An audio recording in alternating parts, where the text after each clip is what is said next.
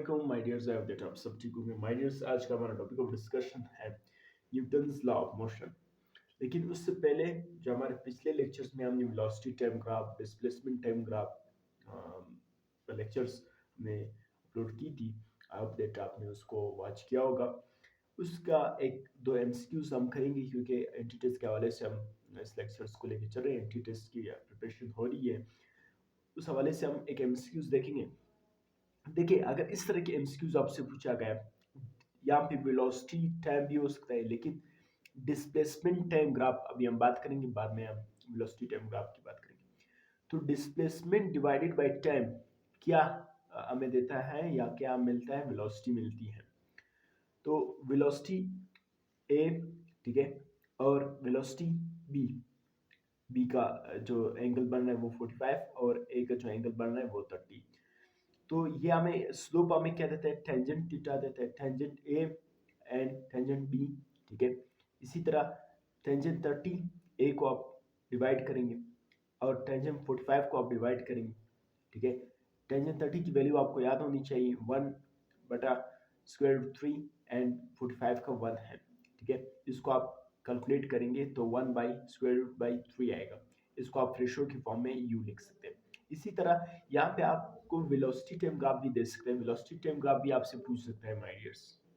तो my dears, यहाँ पे मैं ये बता रहा था आपको कि यहाँ पे वेलोसिटी टाइम भी हो सकते हैं। तो वेलोसिटी टाइम ग्राफ हमें क्या देता है? एक्सेलरेशन। तो एक्सेलरेशन को यही वैल्यू आप पुट करेंगे तो एक्सेलरेशन का भी आंसर यही आएगा। तो खैर, ये हमारा लेक्चर का हिस्सा नहीं था, एज बाय प्रोडक्ट मैंने आपको समझाया ताकि आपका जो पिछला हमारे लेक्चर है उसके वाले से एक दो एमसीक्यूज आपका कवर हो। देखिए, न्यूटन्स लॉ ऑफ मोशन हम एंटिटीज के हवाले से देखेंगे। First law of motion, first law of motion को हम लॉ ऑफ इनर्शिया भी कहते हैं। फर्स्ट लॉ ऑफ मोशन हमें ये बता रहा है कि कोई भी बॉडी अगर रेस्ट में होगी या कोई भी बॉडी अगर मोशन में होगी, अगर आप उसको फोर्स उसके ऊपर नहीं लगाते, उसको ऊपर आप एक्सटर्नल फोर्स नहीं लगाएंगे तो वो उसी तरह रहेगा। अगर कोई बॉडी रेस्ट में, सपोज अगर ये पेन है ये रेस्ट में, जब तक मैं इसको फोर्स नहीं लगाऊंगा ये रेस्ट में ही रहेगा। कोई भी बॉडी है अगर वो मोशन में है, जब तक आप उसके ऊपर फोर्स नहीं लगाते वो मोशन में ही रहेगी। तो फर्स्ट लॉ ऑफ मोशन हमें यही बता रहा है। फर्स्ट लॉ ऑफ मोशन को हम लॉ ऑफ इनर्शिया भी बोलते हैं, ठीक है। फर्स्ट लॉ में एक्सेलरेशन जीरो है। क्यों? क्यों एक्सेलरेशन जीरो है? क्योंकि वेलोसिटी में कोई चेंज नहीं आ रहा है। कोई चीज रेस्ट में है तो रेस्ट में ही रहेगा।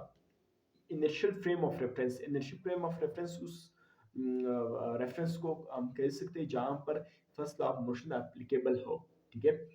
और कोई बॉडी मोशन में है तो कांस्टेंट वेलोसिटी के मोशन में जब वेलोसिटी कांस्टेंट होगी तो एक्सेलरेशन क्या होगा? जीरो होगा।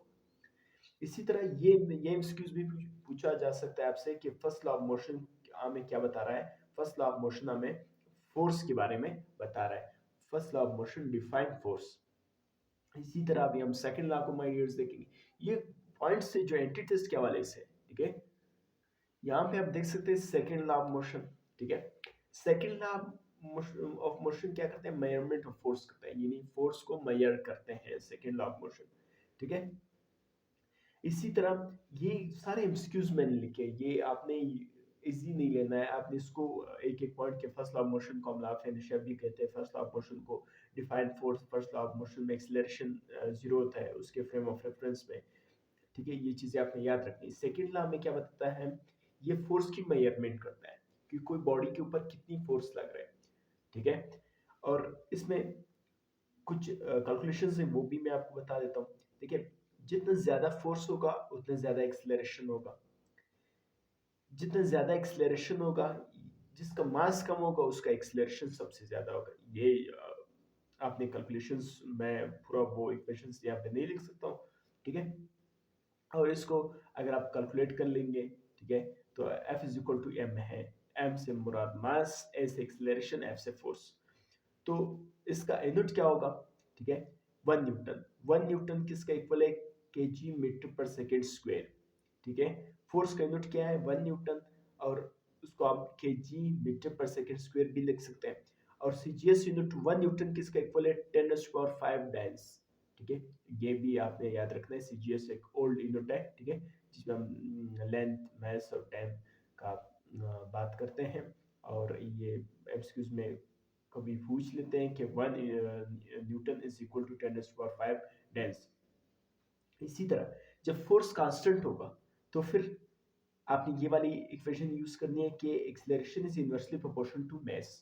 इसी तरह अगर मास कांस्टेंट होगा तो फिर आपने ये वाली इक्वेशन यूज करनी है कि acceleration is directly proportional to force.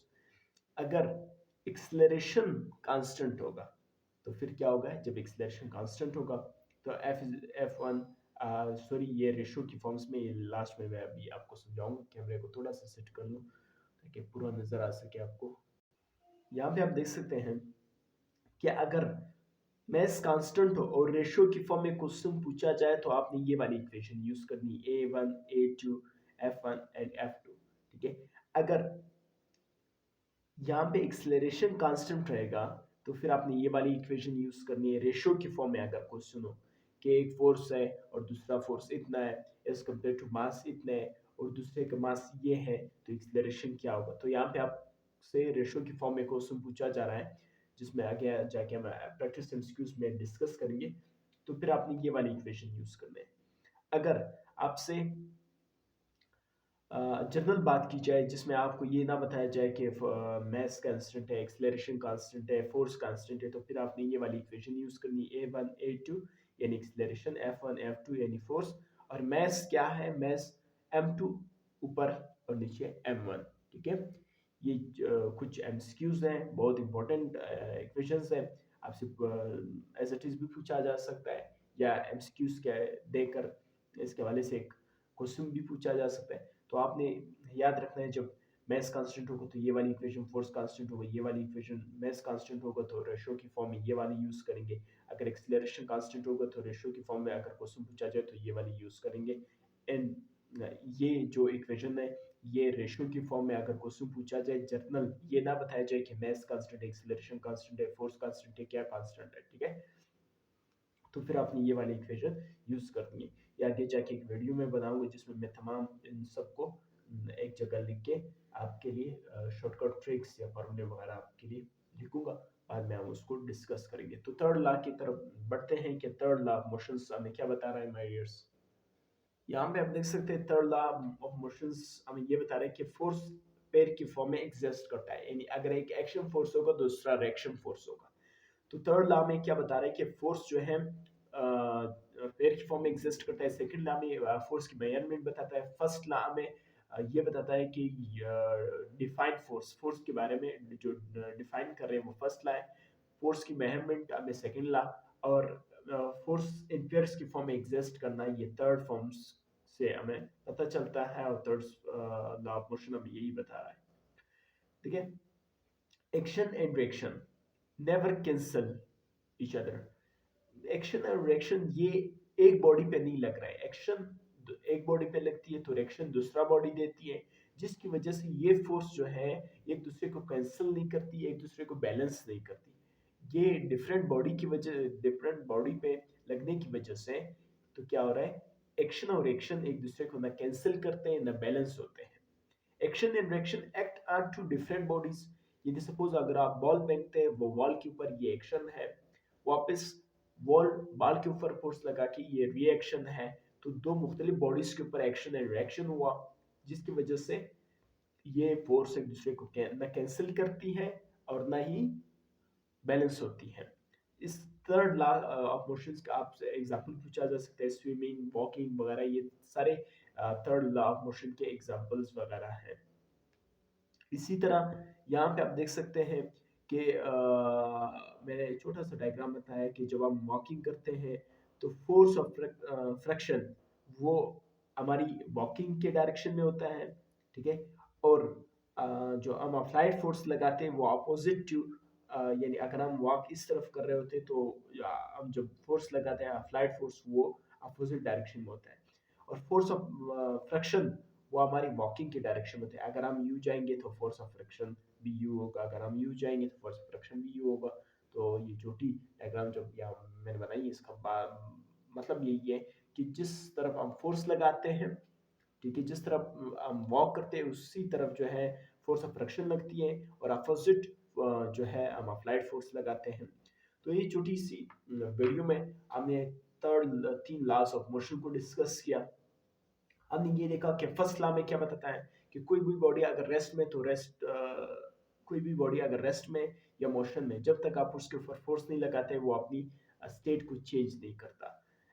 Third second law हमें मेरिट फोर्स बताता है। थर्ड लॉ में ये बता रहा है कि फोर्स जो है एक पेयर की फॉर्म में एग्जिस्ट करता है। फर्स्ट लॉ जो है वो डिफाइन फोर्स, और सेकंड लॉ हमें ये बता रहा है कि कोई भी फोर्स, जो सेकंड लॉ है कि फोर्स की मेजरमेंट जो बताता है वो that is known as second law. और फिर हमने ये देखा कि सेकंड लॉ में जो फोर्स का यूनिट हमें पता चला कि 1 न्यूटन है, केजी मीटर पर सेकंड स्क्वायर है, और 1 न्यूटन 10⁵ डेज का इक्वल है। और इसके बाद हमने ये देखा कि थर्ड लॉ में ये बता रही है कि फोर्स फेयर की फॉर्म में एग्जिस्ट करता है, और ये एक्शन है रिएक्शन दो मुख्तलिफ बॉडीज के ऊपर लगती है, जिसकी वजह से ना ये एक दूसरे को कैंसिल करती और ना ही एक दूसरे को बैलेंस करती है। और वॉकिंग, स्विमिंग, ये सारे एग्जांपल है न्यूटन थर्ड लॉ मोशंस के। और इंशाल्लाह नेक्स्ट वीडियो में हम मोमेंटम को लेके चलेंगे, उसके बाद हम इम्पल्स को करेंगे, फिर law of conservation of momentum को करें। ये टॉपिक मैंने यूं क्यों किया, मतलब बिल्कुल मैं पॉइंट्स के बारे में, डायरेक्ट पॉइंट्स के बारे में बात कर रहा हूँ, क्योंकि हम एंटी टेस्ट की तैयारी कर रहे हैं।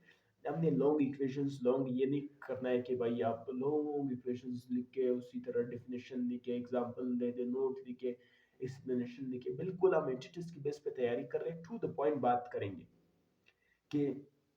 और यहाँ पे जितने भी पॉइंट्स मैंने शेयर किए ये सारे एंटी टेस्ट के पूछे गए क्वेश्चंस हैं, या वो इम्पोर्टेंट पॉइंट्स हैं जो मैं समझता हूँ कि एंटी टेस्ट का जो मटेरियल है वो मैं आपके सामने रखता हूँ।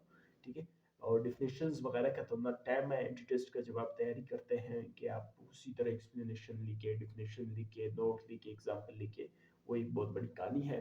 हम इस तरह पॉइंट्स की फॉर्म फॉर्म में बात करेंगे, और फिर लास्ट में जब हम अपने कोर्स को कंप्लीट करेंगे उसके बाद हम प्रैक्टिस एमसीक्यूज करेंगे माय डियर्स। तो इजाज़त दीजिए, नेक्स्ट लेक्चर तक अपने उस्ताद वकील गौहर को अल्लाह हाफ़िज़।